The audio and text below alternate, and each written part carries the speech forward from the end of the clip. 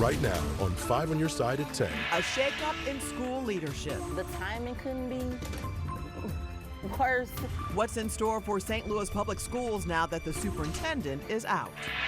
Weekend washout? No way. But we will have to deal with rain at times when you're most likely to need an indoor option as you schedule your weekend plans. A police department days away from closing. Very proud of the department. And it's a shame that we just don't have the revenue to continue to do it. How Calverton Park is handling the public safety shift.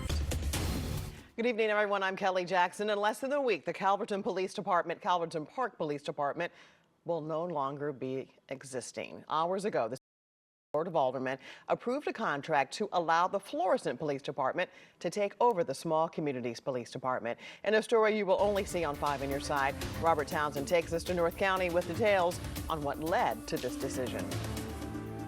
During a quick Zoom meeting Friday that lasted less than 15 minutes, Calverton Park's Board of Aldermen made a major decision regarding its police department. Aye. The board voted unanimously 4-0 and approved a contract allowing the Florissant Police Department to take over Calverton Park's Police Department. I'm not very happy about it. I'm very proud of the department. And it's a shame that we just don't have the revenue to continue to do it. Mayor James Panovich says in 2021 and 2022, the coronavirus pandemic hit their small community of 1,300 extremely hard. The pandemic really did us in economically. It cut our revenues, but our expenses were not cut. He says as a result, the city struggled and had to borrow $200,000 from the state. That kind of got us through the pandemic. That loan is now due. Calverton Park cannot pay off the loan by the September deadline. Plus, it's been tough trying to find officers. Impossible. The mayor says their only solution, shut down their police department. I don't have the money, and even if I had the money, I can't find the people. So it's a double-edged sword. Dave and Dixie Robbins have lived in Calverton Park for years. Do you wish Calverton Park Police Department would have stayed?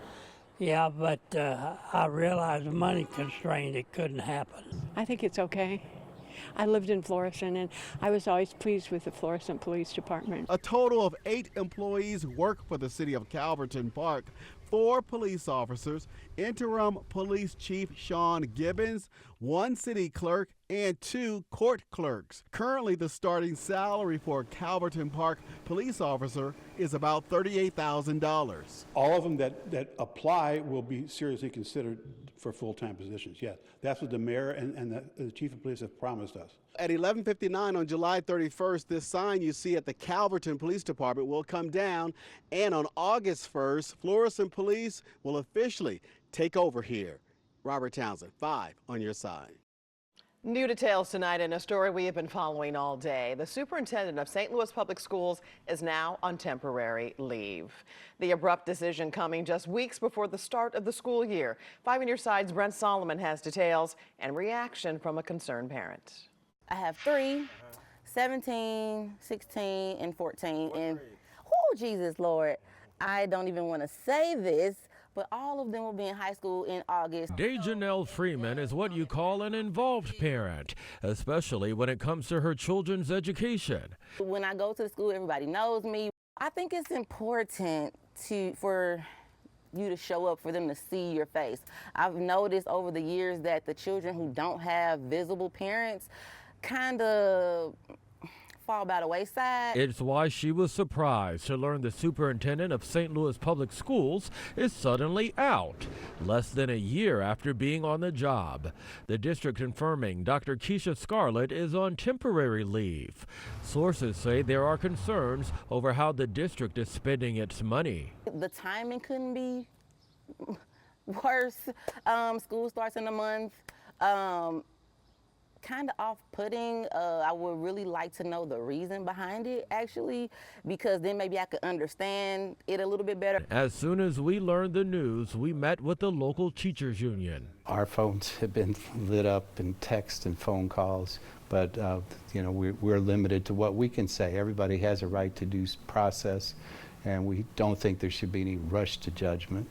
As the district gets to the bottom of whatever concerns there are, Byron Clemens wants to put parents at ease. I think parents should have a high level of confidence in this elected school board that they're going to do the right thing with taxpayer dollars and their responsibility. I just expect an honest and a solid, grounded leader. Like, I can't follow uncertainty or shakiness. I need things to be firm. Brent Solomon, 5 on your side. And right now, the Deputy Superintendent, Dr. Millicent Borishade, is stepping up to lead the district. Dr. Scarlett hired her after they worked together in Washington State. A St. Louis jury ruled that baby formula manufacturer Abbott Laboratories must pay $495 million to a family whose baby got sick after drinking their formula.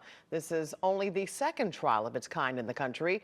Margot Gill filed the lawsuit after her baby was born premature and developed a rare disease that has left her unable to walk or talk.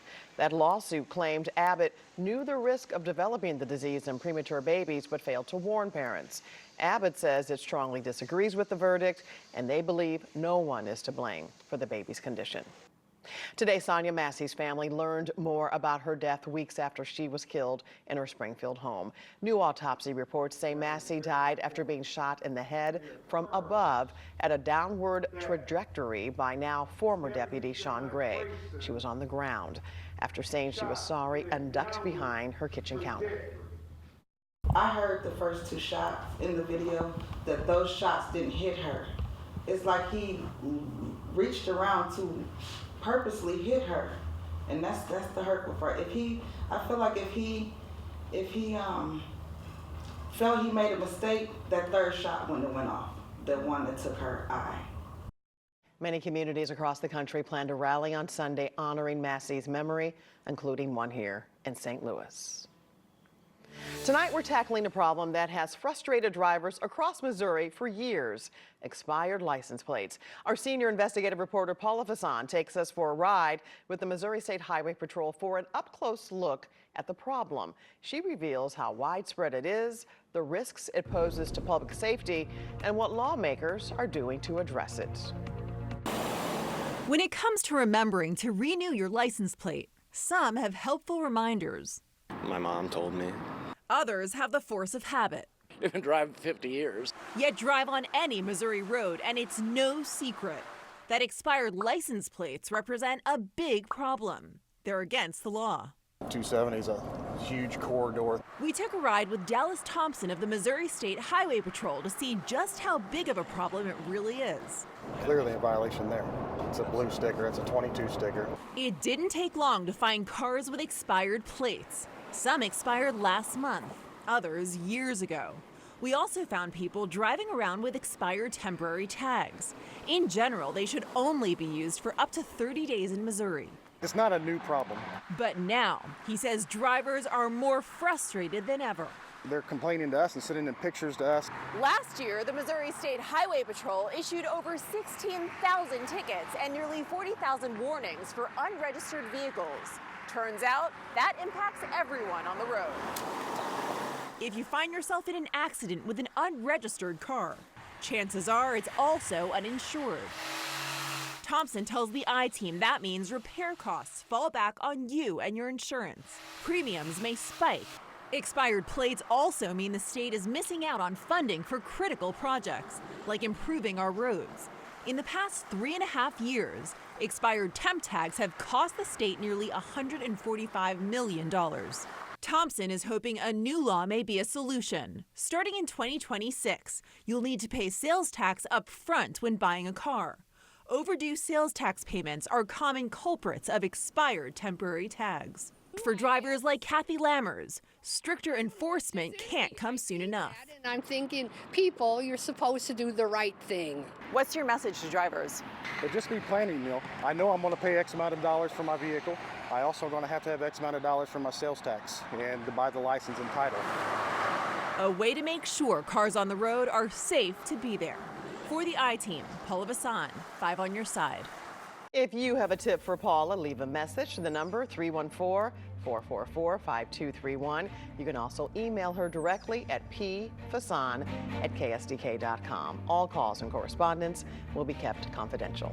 Celebrating the ceremony and speaking the language. Some of our students at the Alliance are going.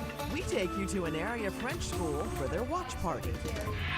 The humidity stays up and the rain chances go up at times this weekend.